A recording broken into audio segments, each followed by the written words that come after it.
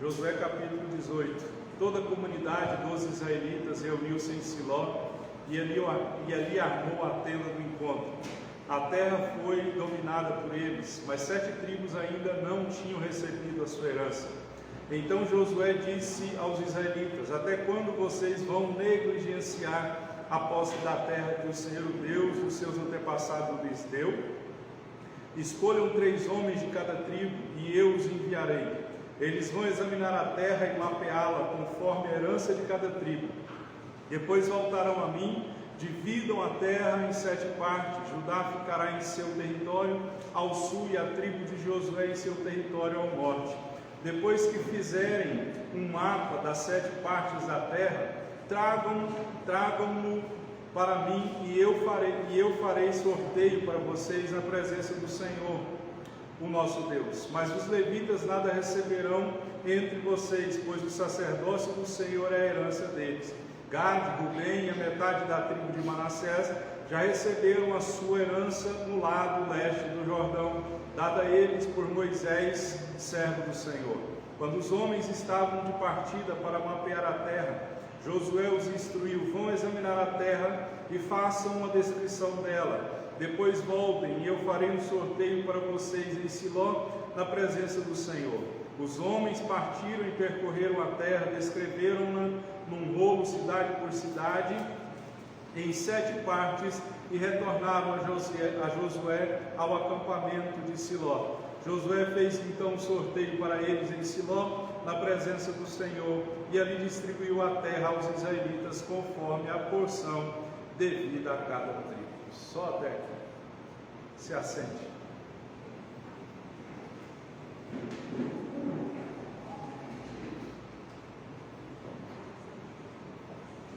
Amém? Amém? Então nós vamos, que a paz do Senhor seja com todos, que a graça do Senhor seja abundante sobre mim e sobre você, e você e eu tenhamos paz, alegria e a presença de Deus sobre nós. Amém? Esse é o meu desejo, tanto para mim quanto para você, em nome de Jesus. O tema da mensagem de hoje é cuidado com a apatia. Amém?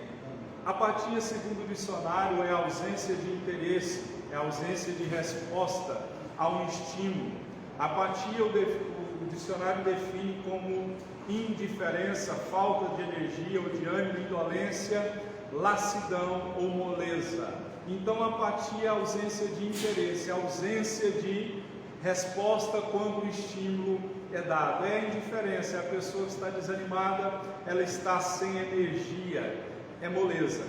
Tem um versículo de Jeremias que diz assim: se te mostras fraco no dia da angústia, pequena é a sua força. Tem uma outra tradução que diz: se te mostras frouxo no dia da angústia, pequena é a sua força.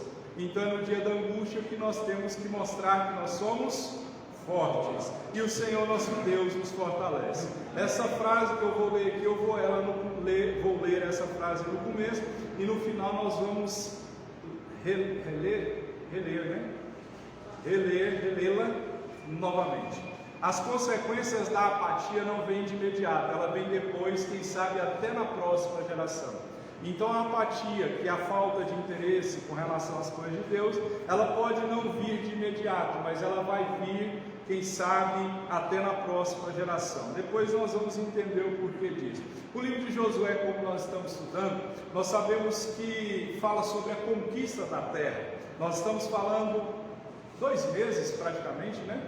2 ou 3 meses nós estamos só no livro de Josué, e nós sabemos que esse livro fala sobre como conquistar a promessa usando a fé em Deus, e nós sabemos que o justo vive pela fé. No livro de Josué nós percebemos esse povo conquistando a promessa que era de direito deles, usando a fé, e nesse livro nós também percebemos a fidelidade de Deus em ação, porque nós sabemos que Deus não é homem para mentir. Aqui no livro de Josué nós percebemos que apesar da luta e das aflições, das guerras que eles tiveram que enfrentar, nós percebemos a fidelidade de Deus se cumprindo. Nós podemos ver Deus cumprindo o que outrora Ele havia prometido.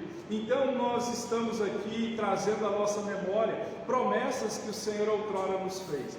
O salmista, não é o Salmo não, Lamentações diz: quero trazer à memória aquilo que me dá esperança. E no livro de Josué nós percebemos esse povo de Deus colocando em ação a fé em tudo que eles iam fazer, e a gente percebe que a fé desse povo é desafiada em todo momento para que eles pudessem alcançar situações que aparentemente eram difíceis e até impossíveis. Nós percebemos quando o Jordão foi atravessado em terra seca, era impossível, mas pela fé eles atravessam. Nós percebemos eles derrubando os muros de Jericó, nós percebemos a fé deles em ação, percebemos a cidade de Ai sendo conquistada, nós percebemos também ali quando o sol e a lua parou, um fato assim que a ciência, até a ciência não consegue entender e explicar. Então a gente percebe que eles vivenciaram e eles foram desafiados o tempo todo a viver pela fé. E além de viver pela fé, esse povo também tinha que ter obediência a Deus, porque obediência é você demonstrar que a fé existe, porque a gente percebe que fé, nós sabemos que uma pessoa tem fé à medida que essa pessoa age pela fé. Porque muitas pessoas dizem ter fé, mas quando pesa na balança a vida daquela pessoa, é o que o apóstolo Tiago diz: fé sem obra é uma fé morta. Então a gente percebe que fé sem ação é uma fé morta. E a gente percebe também que se uma pessoa diz que tem fé, mas a vida dela não muda, ela continua da mesma forma, não houve mudança na vida dela, é porque ela não tem fé e não acreditou no verdadeiro Deus. Porque a palavra do Senhor diz que a árvore se conhece pelos frutos. Então se uma pessoa diz que tem fé em Jesus, que crê em Jesus, mas a vida dela continuou bagunçada, ela não mudou hábitos, pensamentos, situações, palavras, lugares, pessoas, essa pessoa tem uma fé morta, é uma fé meio suspeita, porque a gente sabe que quem tem fé, ele tem que mostrar os frutos dessa fé na vida dela. Ela tem que mostrar que ela crê em Jesus, e a vida dela tem que acontecer, como no grego diz, a metanoia, que é a mudança vertiginosa de rumo. Ela tem que haver uma mudança na vida dela. Então muitas pessoas afirmam crer em Deus, mas o testemunho dela não condiz com a fé que ela diz, que ela afirma ter no Senhor. E a gente percebe aqui que o culto que nós damos a Deus é uma demonstração de fé, é uma demonstração de obediência e uma demonstração de fé. Por que é uma demonstração de fé e de obediência? Porque nós sabemos que nós temos que buscar o Senhor enquanto nós podemos achar, e nós percebemos aqui que o culto que nós damos a Deus é uma demonstração de fé. Nós não vemos o Deus que nós servimos, mas nós cremos que Ele está aqui. Eu creio que Ele está aqui.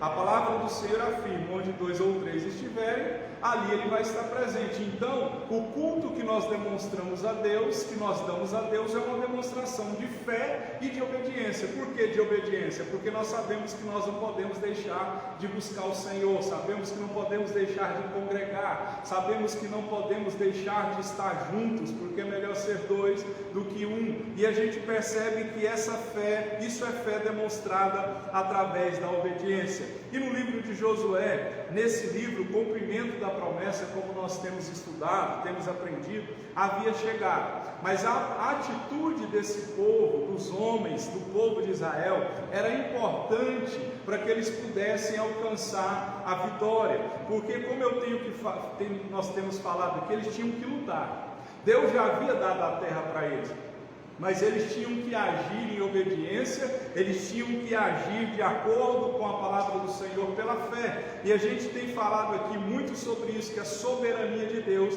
não anula a responsabilidade do homem, porque nós sabemos que Deus é soberano, mas a soberania dele não anula a nossa responsabilidade. É só olhar para, eu sempre cito esse exemplo, que é um exemplo claro e simples de se entender. Olha para Lázaro quando ele estava morto. Jesus chega na situação e o que ele manda o povo fazer? Tirai a pedra. Então aquilo que é responsabilidade minha e sua, responsabilidade do homem, Deus não vai fazer por nós. Então a gente percebe um exemplo, Quer passar numa prova? Como que funciona para passar numa prova? Estudar. A soberania de Deus não anula a responsabilidade do homem. Quer ganhar mais, o que tem que fazer? Trabalhar, se especializar, estudar. Porque quem se especializa naquilo, quem é especialista em alguma coisa, com certeza ele vai ter um salário maior e as portas vão ser maiores do que aquele que não se especializou. Então a responsabilidade do homem não é anulada porque Deus é soberano. Então a gente percebe que aqui é o cumprimento da promessa, as terras estavam sendo divididas, mas o que é interessante aqui é que muitas vezes é o que acontece nesse capítulo aqui. Preste atenção no capítulo, verso 3, no verso 2 e 3. É aqui que é o centro dessa mensagem. É aqui que eles estavam apáticos. Verso 2 e 3. Vou ler do 1 ao 3. Toda a comunidade dos israelitas reuniu-se em Siló e ali armou a tenda do encontro. A terra foi dominada por eles, mas 7 tribos ainda não tinham recebido a sua herança. Olha o verso 3. Então Josué disse aos israelitas: até quando vocês vão negligenciar a posse da terra que o Senhor, o Deus dos seus antepassados, lhes deu? Então a gente percebe aqui, esse povo de Israel, que era para tomar posse da terra prometida, que era para continuar a conquista, o processo da conquista, eles entraram no comodismo, eles entraram no conformismo, eles se conformaram, se acomodaram, e quando eles ficaram acomodados e conformados, a fé deles ficou estagnada.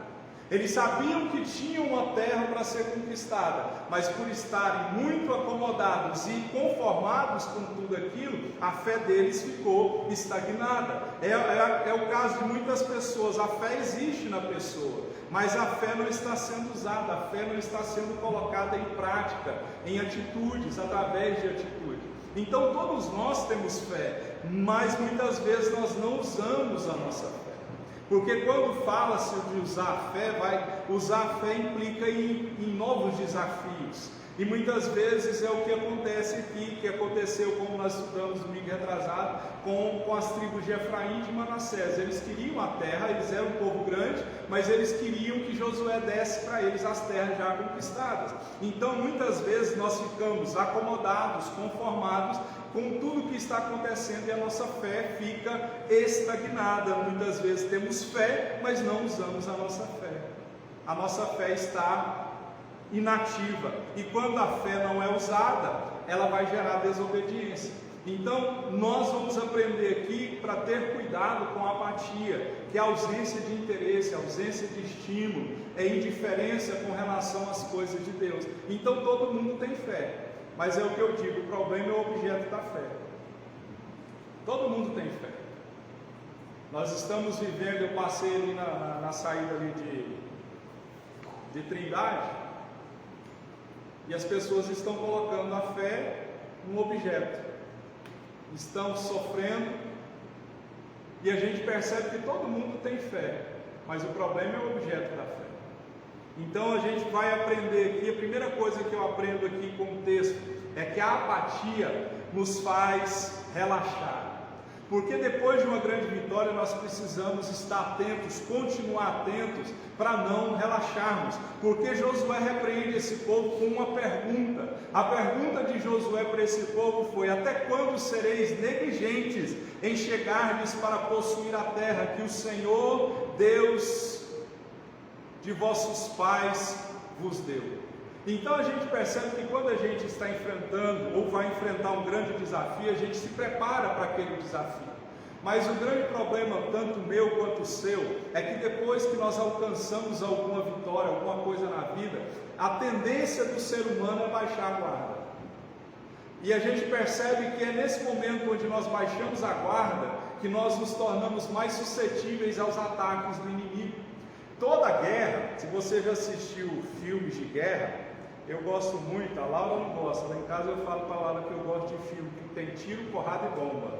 É aquele filme que, é óbvio que é só na vida real, eu não gosto disso, mas é de filme. Porque a minha geração cresceu assistindo os filmes do Rambo, do Braddock, Chuck Norris, meu Deus, eu estou velho, Arnold Schwarzenegger, MacGyver, Sylvester Stallone, né, que é o Rambo. Quem mais, gente? Leandro imbatível. Jean-Claude Van Damme cresceu vendo isso, né? Guerra nas Estrelas, esses filmes assim, né? Star Wars. Então a gente fica com isso no coração da gente. E eu gosto desses filmes. E como eu dizia, esses filmes de guerra, quando tem uma batalha, normalmente é uma batalha assim forte, calorosa, morre muita gente. Mas há um momento que tanto um exército quanto o outro dá uma quietada. Para quê? Para eles se recuperarem, para eles cuidarem dos feridos. O que eu quero dizer com isso? Nesses momentos onde há um aparente silêncio, um aparente cessar-fogo, uma aparente vitória, é nesses momentos que nós relaxamos, é nesses momentos que nós baixamos a guarda, e depois de grandes vitórias nós temos que estar preparados para confrontar os inimigos, porque aqui esse povo, se você olhar, eu citei aqui o que eles já haviam enfrentado. Eles enfrentaram o Jordão, tiveram vitória, enfrentaram Jericó, tiveram vitória, enfrentaram Ai, tiveram uma derrota, depois tiveram uma vitória no lugar da derrota. Eles enfrentaram, eles viram o sol e a lua parar, eles viram pedras de granizo cair só sobre a cabeça dos inimigos. Então esse povo, eles vieram de sucessivas vitórias, mas as sucessivas vitórias fez esse povo ficar relaxado. Por isso que Josué chega até eles e diz: olha, até quando vocês vão ficar negligentes em chegardes para possuir a terra que o Senhor, Deus de vossos pais, vos deu? Por que isso? Já haviam se passado 8 anos desde a travessia do Jordão. Aqui em Josué capítulo 18, já havia aproximadamente 8 anos que Israel estava na terra prometida, mas ainda havia terras que não haviam sido conquistadas por causa do relaxamento desse povo. A euforia da vitória pode levar a mim e a você a ficar displicente e acomodado. Então é quando nós temos vitória que nós ficamos displicentes e acomodados. Aí como que Deus faz para nos tirar do relaxamento, da displicência, do comodismo? Você sabe como que Deus faz? Ele permite uma situação que a gente não espera. Uma porta se fecha, uma doença chega, bate o carro, perde o emprego, acontece alguma coisa. Aí ao estar lá, você já viu aqueles filmes da Disney onde parece uma lâmpadazinha? Aí aparece a lâmpadazinha e o Espírito Santo falando: ei, sabe por que isso está acontecendo? Porque você teve vitória. E quando você teve vitória, você parou de orar, você parou de jejuar, você parou de ir na igreja, você parou de ler Bíblia, você parou de me buscar. E isso é para você voltar a me buscar. Alguém disse assim que a dor é o megafone de Deus chamando a nossa atenção. Então Deus permite dor, permite aflição para chamar a nossa atenção, porque a euforia da vitória nos leva a ficar displicentes e acomodados. E esse povo tinha perdido o entusiasmo de conquistar. Eles se acostumaram, eles perderam o entusiasmo. Eu provo para você que nós, com relação às coisas de Deus, a gente perde o entusiasmo. Perde ou não perde? Com o passar do tempo. O profeta Abacuque, ele disse assim: Senhor, aviva a tua obra com o passar dos anos. Porque ele percebeu que com o passar do tempo nós vamos nos esfriando. Lá em Apocalipse capítulo 3 diz assim: tenho porém contra ti que você deixou o primeiro amor. O primeiro amor, o que é? Ele é definido como aquela empolgação, aquele ânimo, aquele entusiasmo que no princípio da fé nós tínhamos com relação às coisas de Deus. Mas com o passar do tempo, a idade vai chegando, aí tanto a idade física quanto a idade espiritual, nós vamos relaxando e vamos achando que nós chegamos ao ápice de tudo. Não, havia muita coisa para esse povo ainda fazer. E eu digo e exorto a você, igreja, há muita coisa para eu e você fazermos para o Senhor nosso Deus. O mundo lá fora jaz no maligno e espera que eu e você resplandeça como luz em meio às trevas que nós somos. Mas muitos de nós perdemos o entusiasmo com relação às coisas de Deus. Perdemos o entusiasmo de ler a palavra, de ouvir uma palavra. de congregar, de estar juntos um com o outro. E olha, eu digo que isso não é só aqui, isso é em todas as igrejas. Eu preguei quinta-feira passada, foi quinta? Eu preguei quinta-feira passada, e eu conversei com o pastor e com a pastora lá. Eles têm uma igreja no Senador Canedo, e tem uma igreja, essa igreja que eu fui pregar é lá ali perto do Terminal Bandeira.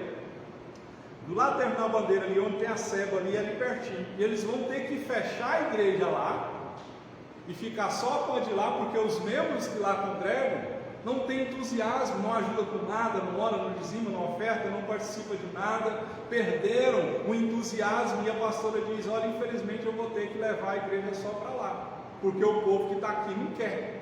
O povo que está aqui, ela diz: olha, eu estou lutando no mundo espiritual, nós estamos lutando no mundo espiritual, macumbeiro vem aqui, deixa a macumba na porta, senta aqui para tentar intimidar a gente, e a gente está lutando, parece que sozinho. As pessoas não querem lutar. Por quê?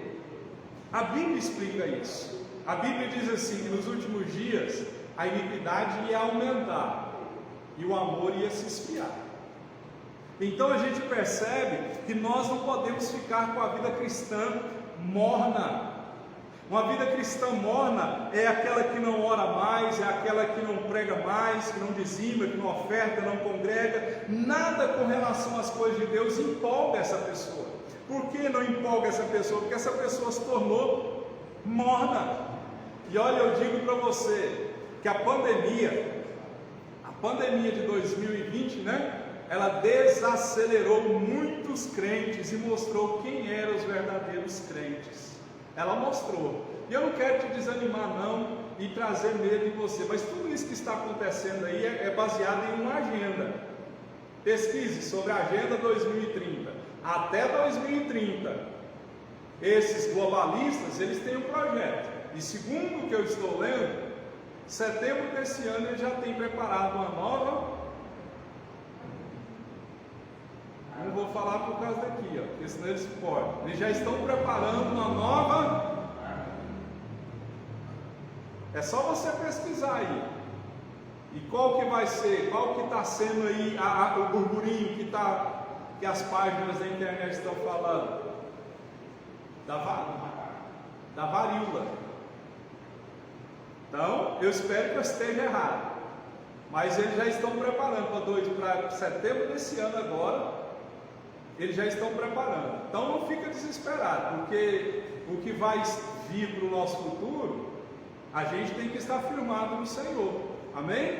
Então a gente tem que entender que essa pandemia mostrou quem eram os crentes verdadeiros ou não. Vocês lembram que quando aconteceu tudo, o povo colocava som lá nos prédios, todo mundo saía da janela cantando, cantando essas músicas mais conhecidas. Como que é uma música conhecida aí?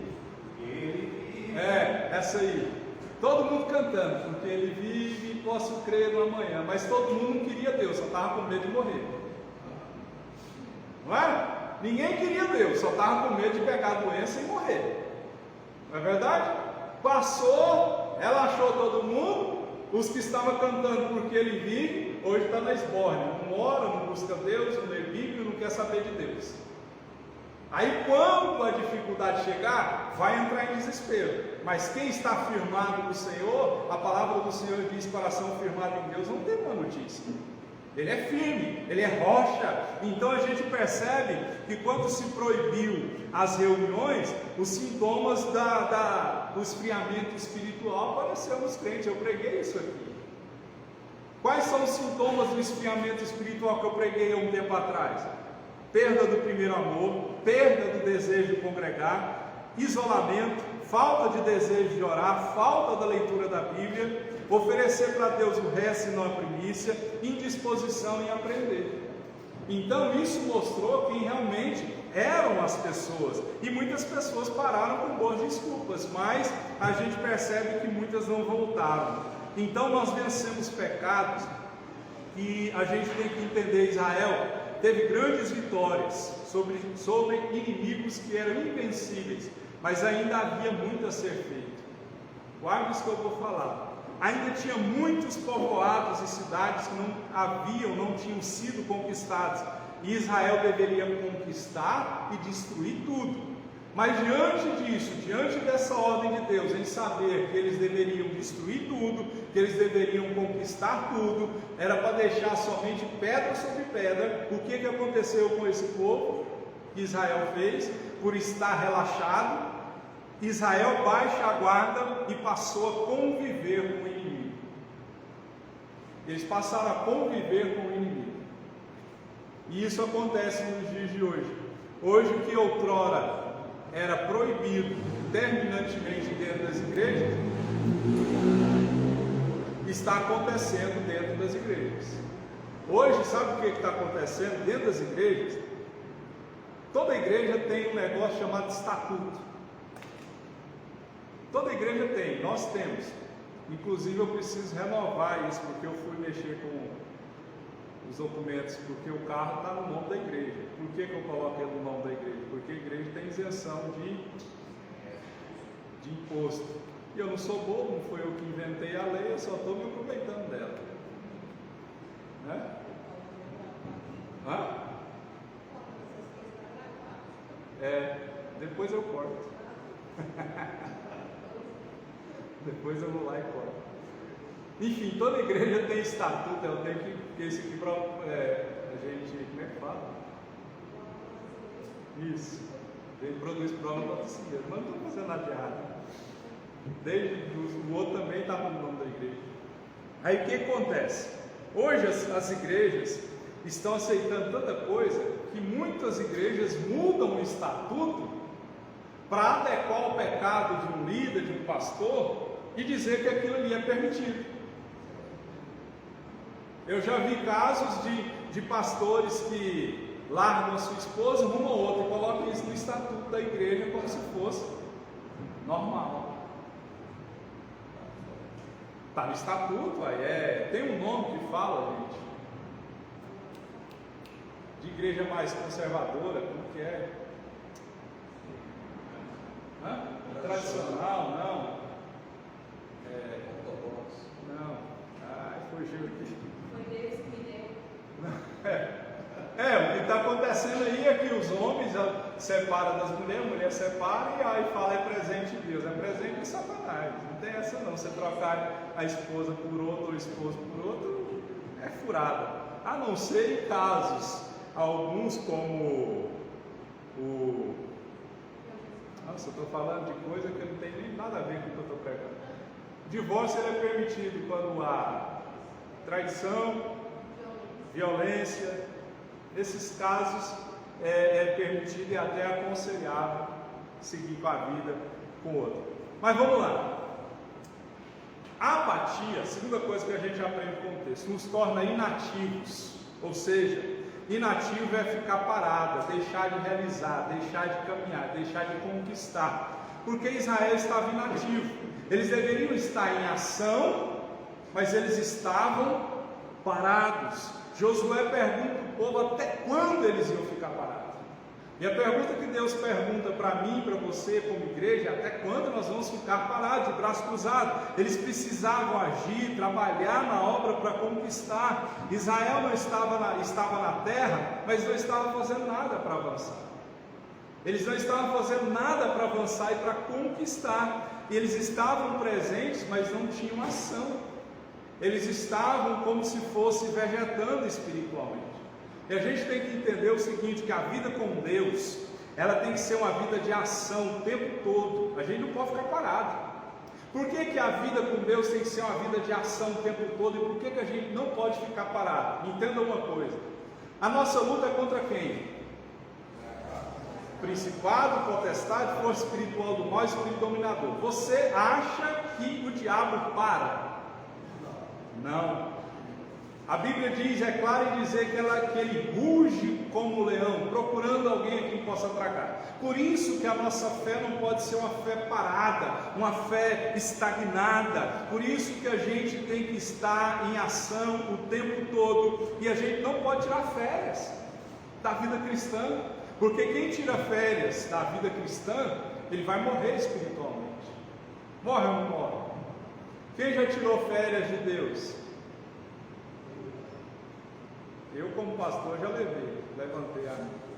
É aquela situação que você fala, estou cansado, não quero mais não, você tira férias. Sem Deus te dá férias.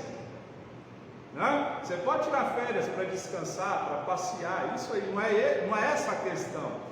Mas é deixar as coisas de Deus de lado, não podemos tirar férias. A nossa vida tem que estar em ação o tempo todo. Olha como que a vida de Abraão em Gênesis 12 é descrita, como a Bíblia, os verbos usados para descrever a vida de Abraão em Gênesis 12. Lembra lá de Gênesis 12? Sai da terra, da parentela e vai para a terra que eu vou te mostrar? Gênesis 12. Olha como os verbos que são usados para descrever a vida desse homem. O verso 4 diz, ele partiu. O verso 5 diz, partiu e chegou. O verso 6 diz, atravessou. O verso 8 diz, passou dali. O verso 9 diz, seguiu dali. O que é isso? Deus sempre mantinha Abraão em movimento, para que Abraão se movimentando, quando Abraão se movimentava, ele se deparava com novos desafios. E quando ele se deparava com novos desafios, ele era forçado a confiar em Deus. Por isso que Deus sempre vai manter a minha e a sua vida em movimento. Movimento. Tem hora que a gente passa assim, ai Deus, mais uma luta, mais uma prova, mais uma conta, mais uma dificuldade, mais um problema. Isso nos força, é Deus nos colocando em movimento para nós confiarmos nele, amém? Então, para alcançar alguma coisa, a gente tem que sempre estar com a vida em movimento, em ação, porque a estagnação faz a gente morrer espiritualmente. Então, a fé, ela sempre vai nos colocar em movimento, e muitos, por não estar movimentando a vida espiritual dela, ela vai morrer, e por morrer, ela não dá fruto. Você sabe o que Jesus disse com relação à árvore que não dá fruto? Ela é cortada e lançada ao fogo. Aquele que não dá fruto, ela é cortado e é lançado ao fogo. Ele não presta, ele não serve para nada, ele não tem serventia. Um pastor amigo nosso, ele diz assim, olha, Deus nos chamou para ser servos, e o servo que não serve para nada. Deu para você entender? Deus nos chamou para ser servos. O servo que não serve para nada, não serve para nada. Então, se nós não estamos servindo a Deus, não estamos servindo as pessoas, a gente não serve para nada. É árvore lançada ao fogo. A gente não deve, a Bíblia, eu vou contar um testemunho aqui que aconteceu agora há pouco. A Bíblia diz que quando você der esmola, o irmão não pode ficar sabendo que você deu, né? Mas só para exemplificar isso aqui. Eu cheguei com fome, eu fui ali comprar o suco da ceia, tem ceia hoje, o suco da ceia, e fui comprar um pão de queijo para a gente comer. Aí eu estava assim, esperando o pão, rapaz, desses moradores de rua, o senhor pode comprar 5 pães para mim? Eu falei, pode pegar, fica à vontade. Aí eu falei, só isso dá? Ele falou, se o senhor quiser comprar um salame, vai lá e pega salame. Aí eu peguei e fui comprar o suco, eu pensei, vai comer pão com salame? Sem água, sem nada, comprei um refrigerante para ele. Aí chegou no caixa, a moça do caixa já meio assim, assustada, né? Ele foi pegando o negócio, ela olhou para mim, eu falei, não, pode deixar, eu estou dando para ele, estou comprando para ele. O que eu quero dizer com isso? Depois que eu saí, Jesus me fez lembrar de um versículo: tive fome e não me deste comer, tive sede e não me deste beber, estive preso e não me visitaste.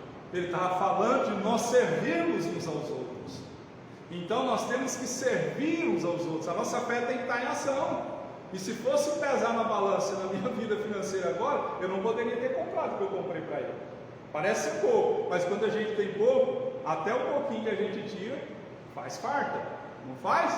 Mas a gente tem que agir pela fé. Então, a fé, muitos pararam de crescer, não estão dando fruto, e nós temos que servir. Pessoas muitas vezes estão desmotivadas e não querem sair da rotina, do seu comodismo. Josué, depois de 8 anos, ainda tem que pegar e puxar a orelha desse povo, perguntando para eles da seguinte forma: até quando vocês vão negligenciar a posse da terra? 8 anos! 8 anos nós atravessamos o Jordão, 8 anos nós fizemos, Deus fez grandes milagres, e até hoje vocês estão parados. E quando eu olho para a minha vida, eu vou usar o meu exemplo. Eu já sirvo ao Senhor há mais de 20 anos. E eu olho para o resultado do meu ministério e eu digo, é pouco. É muito pouco. Mas isso, quem sabe, às vezes, pode ser negligência minha, falta minha, mas nós temos que lutar, nós temos que nos esforçar. Então nós não podemos ficar desmotivados, nós temos que sair da rotina espiritual. Amém?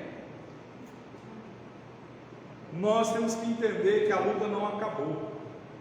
A luta não acabou, nós temos que nos posicionar. Nós temos que, conforme Isaías, se eu não me engano, 60, diz assim: levanta-te, resplandece, a luz já está brilhando sobre você. Nós temos que ser como o cego de Jericó, que se levanta da sua condição de mendigância e vai até Jesus, e os discípulos dizem para ele: cala a boca, sai de perto do mestre. E ele diz: Jesus, como é que é? Jesus, filho de Davi, tem misericórdia de mim. E ele, quanto mais calava ele, mandava ele calar a boca, mais alto ele gritava: Jesus, filho de Davi, tem misericórdia de mim. Porque eles queriam sair daquela rotina, ele queria sair do comodismo, e a gente não pode ficar esperando a solução dos problemas cair do céu. Nós temos que buscar o Senhor, nós temos que nos esforçar. Lá fora tem pessoas que não conhecem o Deus que nós servimos. E nós, como luz que somos, nós como sal da terra que somos, nós não podemos deixar com que o diabo, com que o inimigo da nossa alma ganhe mais terreno. Conforme eu falei, essa agenda aí, está atacando as crianças nas escolas, com esse linguajar do inferno aí, que nem no português tem, não é? Querendo esses banheiros aí que pode entrar, você sabe do que eu estou falando, é um absurdo. E a igreja com medo de ser cancelada, o povo de Deus com medo de ser cancelado, cala a boca. Não, nós temos que falar a verdade, nós temos que pregar a verdade, nós não podemos permitir o avanço do diabo, porque a gente percebe que o pecado, se ele for acumulando, a gente vai ficar calado. Não, a gente tem que ir contra isso mesmo. Se posicione, você é crente ou não é? Você é luz ou não é? Você é sal ou não é? E a orientação de Jesus é: o sal, se ele perde o sabor, não serve para nada. Sal sem sabor é igual ao chuchu. Quem gosta de chuchu diz que chuchu é só água, não tem gosto. Eu não como chuchu. Tem crente que é igual chuchu, não tem sal, sem graça, não faz diferença, não impacta onde ele chega. A luz que ele tem na vida dele, quando ele chega no ambiente, ao invés da luz resplandecer sobre o ambiente, ele deixa com que as trevas encubram a luz dele. É o que eu já preguei, que é o poder do termostato. É a diferença entre o termostato e o termômetro. O termômetro, ele só mede a temperatura, ele não altera a temperatura. Mas o termostato, ele altera a temperatura. Se não tivesse o termostato no ar-condicionado, ao ligar ele ia ficar com a mesma temperatura. O que a gente tem que ser? A gente tem que ser o crente termostato. Chega no ambiente, o ambiente tem que mudar. Chegou tem treva, chegou a luz, não minha, mas a luz do Senhor que resplandece em mim. Tem briga, a paz do Senhor que resplandece em mim tem que chegar no ambiente. É assim que tem que ser, e por isso nós muitas vezes não está acontecendo por causa da apatia. Deixa a gente inativo, deixa a gente conformado, deixa uma vida vazia de Deus. E aí quando a gente chega, é mais fácil o sujo sujar o limpo, né? É mais fácil do que o limpo sujar o sujo, limpar o sujo, limpar o sujo, o limpo limpar o sujo. Então muitas vezes nós não podemos ficar assim, não tem férias com Deus, tem que ter ação, tem que ter atitude. Amém? É você chegar na sua família lá, tem uma reunião, vamos para uma oração, quem vai orar? Aí o crente que deveria, estou aqui. Aí todo mundo sabe que é crente. Aí te chama, sem orar não, tem vergonha. não é crente. Crente tem que ser crente. E é interessante quando eu fui lá no velório do Cláudio, o irmão nosso que eu disse no ano passado que se suicidou, pegou a arma do pai, deu um tiro na boca, infelizmente, gostava muito dele. E a hora que eu fiquei sabendo, eu falei para minha esposa, eu tenho que ir lá, eu faço questão de ir lá, é quase 200 quilômetros. Nem eu podia ir, porque a gasolina está cara, né? Eu falei, mas eu tenho que ir lá. Cheguei lá, fui lá, cumprimentei a esposa, cumprimentei todo mundo, fui para o carro. Não conhecia ninguém, além da esposa e da enteada, conhecia os filhos, mas não tinha muita intimidade. O único que eu conhecia mais era ele e ela. E ela estava em luta, eu não ia ficar esperando ela. Deixei ela aproveitar os últimos momentos. O que eu quero dizer com isso? Fui para o carro. Passou 1 hora, 2 horas, alguém chega no carro lá, uma moça, eu nunca tinha visto, ela falou, o senhor que é o amigo pastor de Goiânia, do Cláudio, que é o que faleceu? Eu falei, sou sim. Senhor, a família está pedindo se o senhor pode fazer uma oração, eu não sou muito religiosa, mas eu queria saber se o senhor pode fazer, como funciona isso. Não, eu vim aqui para isso. Saí do meu carro, peguei a Bíblia. É tão interessante quando você pega a Bíblia. Eu fiquei olhando, eu sou muito observador. Eu passei no meio de todo mundo olhou. Todo mundo me notou. Porque ali naquele momento eu tinha que ser luz em meio às trevas. Eu tinha que levar a paz onde havia agonia. Eu tinha que levar a alegria onde havia tristeza. Então, queridos, nós temos que nos posicionar. Nós temos que ser crente em casa, crente no trabalho, crente na família, na sociedade. Porque se nós não formos, é por isso que tem muitas pessoas já não acreditam mais no Evangelho. Quando se fala de igreja, de pastor, as pessoas só pegam os maus testemunhos. Ah, pastor rouba. Ele está mentindo? Não. Mas é todos? Não. Tem pastor ladrão? Tem. Mas eu li uma frase que dizia assim, tem muito crente vagabundo. Como é que é? Não é que tem crente vagabundo, é que tem muito vagabundo dizendo que é crente. Não é que tem crente que é vagabundo, é que tem muito vagabundo dizendo que é crente. E isso contamina, isso traz um mau testemunho. Então, queridos, nós não podemos permitir que o diabo avance. Não podemos ficar parados, não podemos ficar ativos. A vida com Deus é sempre em ação. Sempre alguma coisa nós temos que fazer para o Deus a qual nós servimos. A minha oração nesses últimos dias é: abre porta nova, pessoa nova, lugar novo, situação nova, provisão nova. Eu quero novidade de vida da parte do Senhor. E eu tenho certeza que vai acontecer alguma coisa de novidade. E isso vai afetar você, porque eu como pastor afeta você. Então, quando Deus trazer novidade de vida na minha vida, você vai desfrutar dessa novidade. Então, comece a orar também para Deus trazer novidade de vida. Lugares novos, situações novas, portas novas, pensamentos novos, focos de oração novos. Porque Deus muitas vezes está querendo nos direcionar para um lugar e a gente está aqui. Já viu o cavalo? Quando coloca aqueles negócios assim, ó, só fica olhando assim. Deus está falando, ei, tem coisa nova, mas você está pregado à velha. Então, você está parado, você não está em ação. Então a gente percebe que a luta não acabou. Nós temos que nos levantar e conquistar. Amém? E aqui o meu público aqui não é nada jovem, não quero chamar ninguém de velho não, mas o meu público aqui não é nada jovem. E isso é um grande impedimento. Se a gente não firmar o golpe, a gente vai se desculpar dizendo, cansado, minha idade chegou. Mas olha para Caleb, 85 anos, olha para Abraão, eram homens velhos, mas enquanto a vida tem esperança. Se você está de pé, porque Deus ainda tem um propósito, um projeto a fazer em você e através de você. Amém? Então vamos agir.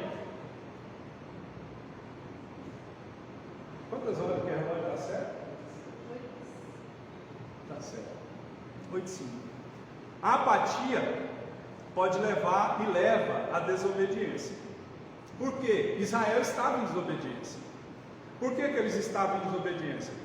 Porque Deus já tinha falado o que era para fazer, como fazer, mas Israel não obedece. Eles já sabiam que eles estavam lá com um único e exclusivo propósito: conquistar a terra. Eles já sabiam como tinham que fazer: destruir tudo, deixar nada no caminho. Era o que Deus havia falado para eles. Mas a gente percebe que não fazer o que se sabe que tem que fazer é uma desobediência a Deus.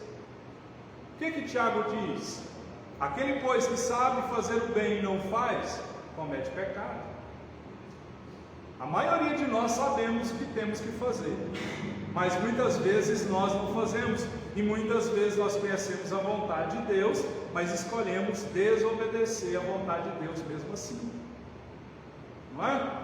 Entenda uma coisa: conhecimento implica em responsabilidade. Quando você conhece alguma coisa, isso implica em responsabilidade. E quando nós sabemos o que fazer e não fazemos, nós pecamos contra Deus. Olha o que o apóstolo Pedro disse em 2 Pedro 2,21. Teria sido melhor que não tivessem conhecido o caminho da justiça, do que depois de o terem conhecido, voltarem as costas para o santo mandamento que lhes foi transmitido.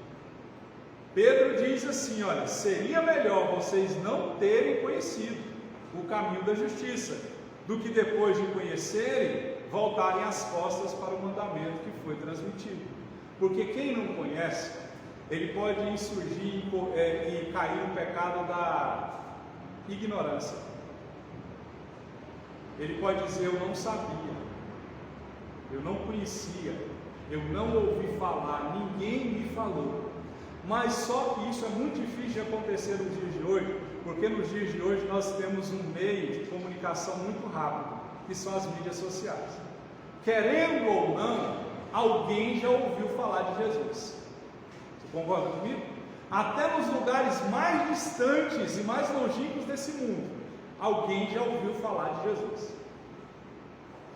E tem um versículo na Bíblia, acho que Mateus 24, se eu não me engano, que diz que é necessário que todos ouçam, que todos saibam. Quando todos souberem, Jesus volta. Então percebe-se aí que esse pecado de ignorância, de saber e não fazer, principalmente para mim e para você como povo de Deus, isso aí não cabe a nós, porque nós conhecemos a vontade de Deus. Vou te provar que você sabe da vontade de Deus. Você sabe que tem que cumprir com o ID. Qual que é o ID? ID por todo mundo, prega o evangelho. Aquele que crê vai ser salvo, que não crê vai ser condenado. A pergunta é: qual que é a vontade de Deus? Ir pregar a palavra. A outra pergunta é: nós temos feito isso? Pregar, falar de Jesus? Na época que eu converti, você via crente na rua com folhetinho, distribuindo. Hoje todo mundo se refugia e se esconde atrás da tela do computador e do celular e diz que está evangelizando. É uma ferramenta boa para evangelismo? É, mas vai chegar uma hora que você vai ter que confrontar a pessoa, chegar diante da pessoa. Eu me lembro, quando a gente congregava lá na outra igreja, a gente tinha evangelismo, saía, a igreja era lá na Assis Chateaubriand, a gente ia a pé para a Praça Tamandaré, separava-se por turmas, ia com um papelzinho na mão: ó, Jesus te ama. Uns pegavam papel, jogavam fora, rasgavam na sua cara, outros não queriam, outros paravam para te ouvir, né? A forma de evangelismo são muitas. O que nós temos que entender é que nós temos que fazer. Amém? Porque senão vai chegar lá no céu de mão vazia. Vai falar aí, Deus vai falar aí: o que você tem para me oferecer? O que você fez? Paulo disse assim, que uns constroem com materiais inadequados: madeira, feno, palha. Lembra os 3 porquinhos, né? Constrói a casa espiritual com madeira, feno, palha. Esses 3 materiais, quando eles são colocados ao fogo, o que acontece? Madeira, feno, palha. queima, pega fogo, ou seja, não serve para nada. Os outros materiais que Paulo diz que devem ser usados, apropriados para a construção espiritual: ouro, prata, pedras preciosas. Pega esses materiais e coloca eles ao fogo, eles vão perder valor? Não. Se colocar o ouro no fogo, pode tirar a impureza dele, mas não perde valor. Então, muitas vezes nós estamos construindo o nosso edifício espiritual com madeira, feno e palha. Aí chega lá diante de Deus e fala assim: isso aí não serviu para nada. Pegou fogo.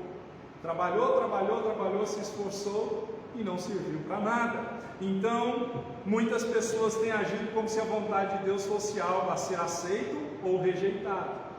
As pessoas acham que a vontade de Deus é uma questão de pegar ou largar. Não. Deus falou, acabou. A vontade dele é boa, perfeita e agradável. Não tem escolha. Não tem como você e eu temos ter escolha. Amém? Tratar a vontade de Deus com leviandade, com um comportamento insensato, é pedir a disciplina de Deus. Desobediência com Deus não é opção. Sabe o que Jesus disse? Por que me chamais Senhor, Senhor, e não fazeis o que eu mando? Israel estava em desobediência. Ele sabia o que tinha que fazer, mas estava de braço cruzado. E eu te dou um conselho: se você sabe o que tem que fazer, faz logo. Para de ficar enrolando. Para de ficar protelando. O brasileiro tem o mal de ficar deixando as coisas para a última hora. Não é verdade? Tem um documento para ser tirado, deixa para o último dia. Não é? Deixa para a última hora. Não. Se prepare antes. Então, a vontade de Deus não é para ser tratada com leviandade, nós temos que obedecer. E para encerrar, quais foram as consequências da apatia de Israel, do povo de Israel? Lembra da frase? Olhe para mim. Lembra da frase que eu disse no começo? Nós íamos ler de novo. Consequências da apatia. As consequências da apatia não vêm de imediato, ela vem depois, quem sabe até na próxima geração. A conta chegou para Israel, só que não foi na época de Josué, foi para gerações futuras. O que aconteceu? Que os pequenos povoados, lembra? Os povoados que eu disse que não foram conquistados, as cidades que não foram conquistadas, que eles conformaram, que eles passaram a conviver com o inimigo, isso, baixou a guarda e passou a conviver com o inimigo. O que aconteceu? Esses inimigos se fortaleceram e eles humilharam Israel. Se você ler o livro de Juízes, eu estava pensando hoje comigo mesmo, o próximo livro talvez seja o livro de Juízes que nós vamos estudar, porque o livro de Juízes é a consequência das atitudes de Israel, por não ter conquistado toda a terra. Eles permitiram que viver com o inimigo, se conformaram com o inimigo, e o que aconteceu? Juízes capítulo 1, capítulo 2, capítulo 6, acho que é o Juízes 6, diz assim: todas as vezes que eles plantavam, vinham os midianitas e roubavam. Toda vez que eles plantavam, eles roubavam.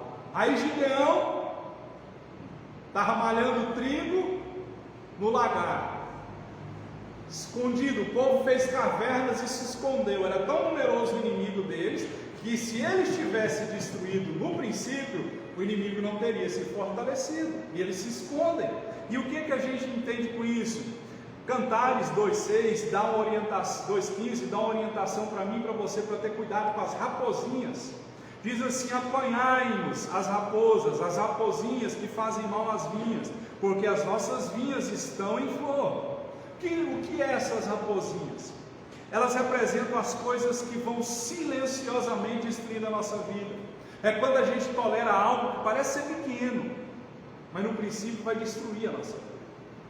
É aquele pecado que a gente não dá muita importância para ele, porque a gente venceu um pecado que aparentemente aos nossos olhos era grande, aí a gente cruza o braço e fala assim: agora eu estou bom, agora eu estou forte. Mas tem ainda um pecado que volta e meia, eu e você volta nele, cai nele. É a raposinha. É aquilo que silenciosamente entra no nosso coração, e quando a gente tolera algo que parece ser pequeno, vai nos destruir. Quando a gente não cuida de coisas que aparentemente são inofensivas, ela vai nos destruir. Vou usar um testemunho meu. Hoje eu estou cheio de testemunho, hein? Todo mundo é ciente que há um tempo atrás eu tive um problema no intestino. A médica disse que era 99,999999999% de ser câncer. Era assim. Foi por 1% pelo que ela me falou, que não se tornou um câncer. Vou te dizer o porquê estou falando isso. Há muitos e muitos anos eu sentia dores. Tratava com um sorrisal, tratava com um remédio qualquer, parava aquela dor aparentemente, mas ela estava lá, crescendo, crescendo, crescendo. Assim é o pecado. Assim as raposinhas. Se a gente tolerar coisas que são aparentemente pequenas, silenciosas, vai chegar um momento que ela vai ser tão grande que ela vai nos destruir. Se Israel lá atrás tivesse destruído os inimigos, eles não teriam sido envergonhados no livro de Juízes. Se eles tivessem ouvido Josué, como Josué diz, até quando vocês vão negligenciar a terra que o Senhor deu para vocês? Eles estavam de braço cruzado, acomodados. Então a gente percebe, as raposinhas entravam na vinha e destruíam tudo. Cabe a mim, cabe a você analisar qual é a raposinha que está entrando no seu coração, silenciosamente. E você ou eu, quem sabe, está conformado. Hoje, depois você procura no YouTube, tem uma música que diz assim, é um forrozinho. O forrozinho diz assim, o refrão dele diz assim: tem nada a ver, tem nada a ver, eita coisinha que faz crente se dar mal. Hoje o que se ouve na boca dos crentes é: tem nada a ver, isso é careta demais, tem problema não. Mas é uma geração de crente que está morrendo espiritualmente, que não tem força, não tem ânimo, não tem vontade de pregar, de evangelizar, de buscar o Senhor. Então, uma das consequências foram que os povoados e as cidades que não foram conquistadas se fortaleceram. Então eu te deixo um conselho: não deixe essa fraqueza sua crescer, mata ela logo. Não deixe esse pecado seu voltar à tona novamente, mata ele logo. Jejue, se consagre, santifique-se diante do Senhor, para que não haja algo silencioso que aparentemente você não está vendo, sabe que está lá, mas não está sentindo, mas sabe que está crescendo. Outra coisa que aconteceu: as gerações futuras se apostataram de Deus, porque Israel desobedeceu a Deus. Eles deixaram de seguir ao Deus de Israel, eles passaram a adorar outros deuses. Por que eles passaram a adorar outros deuses? Porque eles se misturaram com outros deuses, eles casaram com outros povos e se apostataram de Deus e passaram a adorar deuses de pau e de pedra. Hoje, várias nações, vou usar um exemplo, a Inglaterra, os Estados Unidos, que foi celeiro de vários missionários para o mundo afora. Hoje, se você for na Inglaterra, depois você pesquisa, na Inglaterra, igrejas históricas, onde Spurgeon pregava, onde esse John Wesley pregava, onde esses reformadores de antigamente 1800 lá vai bolinha pregava, hoje essas igrejas se tornaram hotéis, bares, boates. Por quê? A geração que veio se apostatou. Isso é muito sério. A geração que veio deixou Deus. E olha, eu quero dizer para você, se nós não ensinarmos os nossos filhos, essa geração futura, nos caminhos do Senhor, eles vão se corromper lá na frente, porque hoje há como eu disse anteriormente, uma agenda do inferno contra os nossos filhos, contra os nossos jovens, e nós temos que blindar eles de todos os lados. Nós temos que proteger eles, proteger a mente. Só que é muito difícil, porque os nossos filhos ficam com essa bênção de celular na mão 24 horas por dia. E é complicado você vigiar isso, não é? É muito complicado. Então, as gerações futuras se apostataram de Deus. E por eles terem se afastado de Deus, o que aconteceu? Houve um sincretismo religioso, foi introduzido em Israel. Eles passam a adorar os deuses dos seus inimigos. ídolos feitos por mãos humanas passa a ser normal em Israel. E a pergunta é: como vai estar nossos filhos no futuro? Será se eles vão estar adorando o Deus que nós servimos? Como vai estar a próxima geração? Porque eu e você, logo logo a gente vai para agora. Se Jesus voltar, vai todo mundo.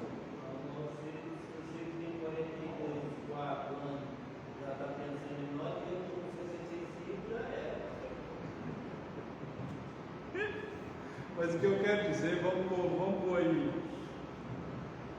por 70 anos para frente. Daqui 70 anos não tem ninguém mais aqui não. Tem não. Comendo igual nós comemos? Exercitando igual a gente exercita? Não vai muito não. Ansiedade, depressão. Não vai muito longe. Não vai. Quantos anos o senhor tem, senhor Júlio? 82. Firme, forte, lúcido e temente a Deus. Por quê? Nunca bebeu, nunca fumou. E foi atleta, pelo que eu sei. Jogava muita bola, né, senhor Júlio? Não é? Anda de bicicleta até hoje. Irmão, meu carro está na oficina, o antigo. Aí o meu sobrinho estava lá em casa dormindo, e ele tem uma bicicleta. Aí eu falei: eu vou escalar a minha bicicleta. Aí lá em casa é uma subida assim, não é muito ímpar, é uma subida, não é muito longe. Aí lá em cima, a hora que chega e vira assim, tem uma igreja. Irmãos, a hora que eu cheguei, na metade já estava pondo os blocos para fora. Eu falei: vou morrer aqui. Aí a hora que eu virei e vi a igreja, o slogan da igreja era assim: Deus está aqui. Eu falei: oh, glória a Deus. Estou precisando de Deus mesmo. Amém? Então, queridos, houve consequências. Raposinhas, o povoado cresceu, fortaleceu e invade Israel. Então fecha as brechas. Fecha as brechas. Deixa nada solto, deixa a ponta solta na vida espiritual não, porque o diabo vai entrar por aí. Amém? E não se apostate da fé. Não introduza o sincretismo religioso. Não pode haver isso dentro da igreja do Senhor. Vamos ficar de pé. Vamos orar.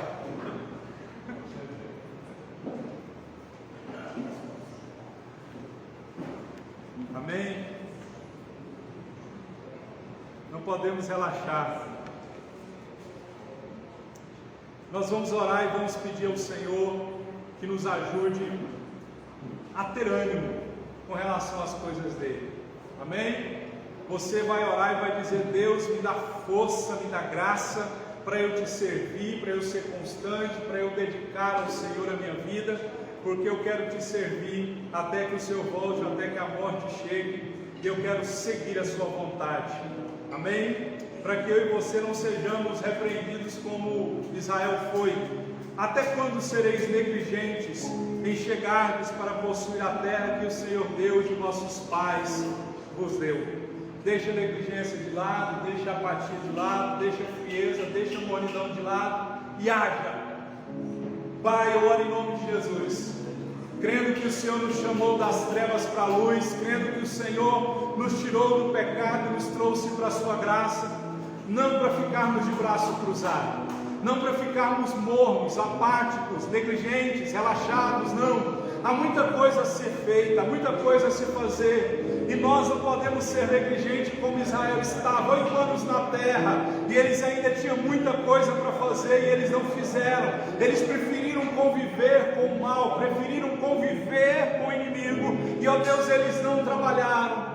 Que o Senhor tire de nós a negligência, a apatia, o relaxamento, a frieza espiritual, porque há muita coisa a ser feita. A obra do Senhor é grande, ó Deus, a seara é muito grande, e nós precisamos nos levantar, nós precisamos ter ação, nós precisamos nos movimentar para conquistar almas que ainda não foram conquistadas, almas que estão sendo levadas todos os dias ao inferno, cativas, e a igreja do Senhor tem se conformado, a igreja do Senhor tem se tornado negligente no ouvir e no ensinar a sua palavra.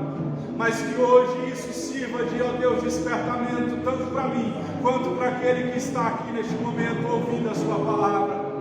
Que nós possamos entender que ainda estamos de pé, e se estamos de pé, é porque o Senhor tem um propósito através de nós. Alai, Savai, Kassel e Anderrai. Que possamos nos entregar e nos dedicar à sua santa e gloriosa obra, para que aquele que não te conheceu venha te conhecer.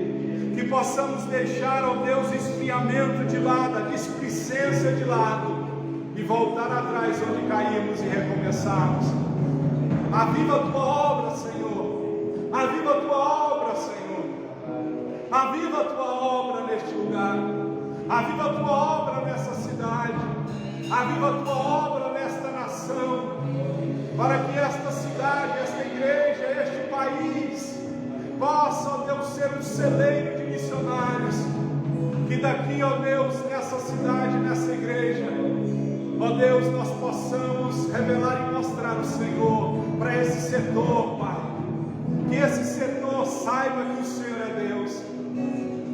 Que essa cidade saiba que o Senhor é Deus. Mas para isso é necessário pessoas que se coloquem na brecha. Pessoas que tenham amor pela obra. Pessoas que tenham disposição em te servir. Acai, Savak e Assélia.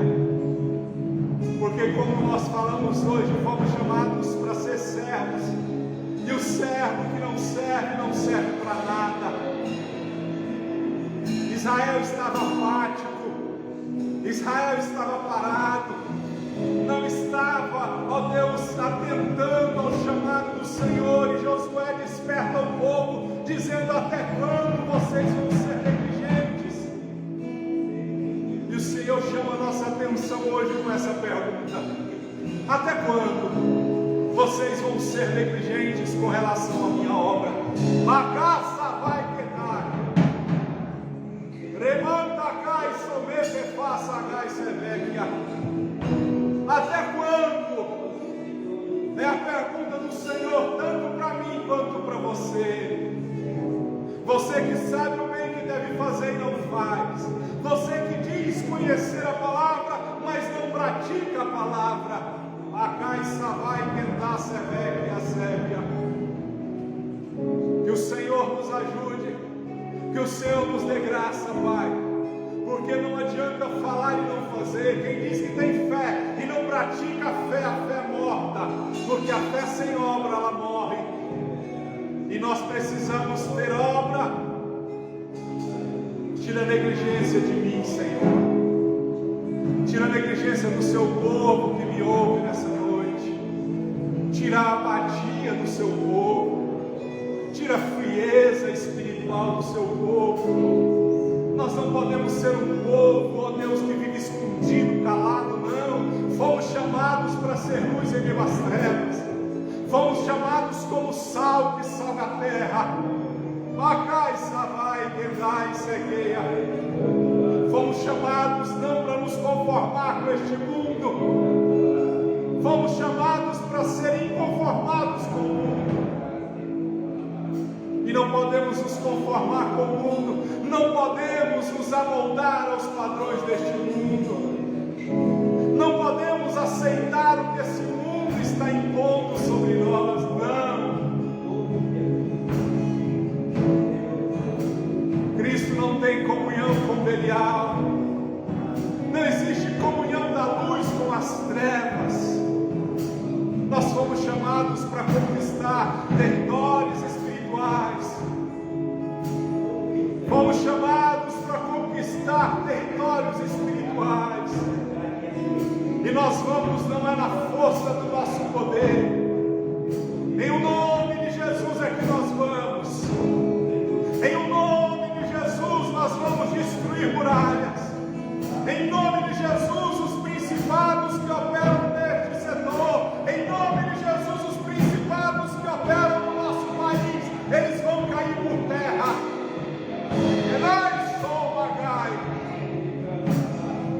Em nome de Jesus, toda a nossa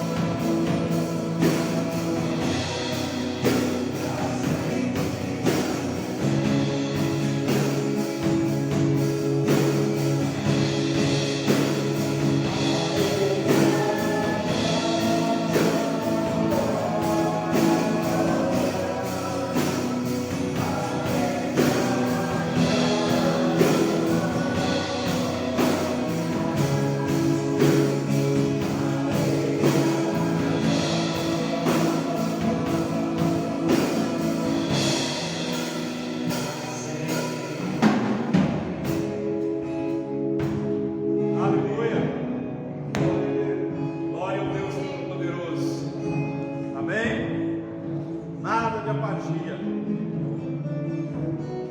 Firmes no Senhor até que Ele volte, pregando a palavra, e o nome do Senhor há de ser glorificado. Amém? Se você sabe o que tem que fazer e não faz, peca. Amém? Não é hora de nós fazermos a obra do Senhor e conquistar.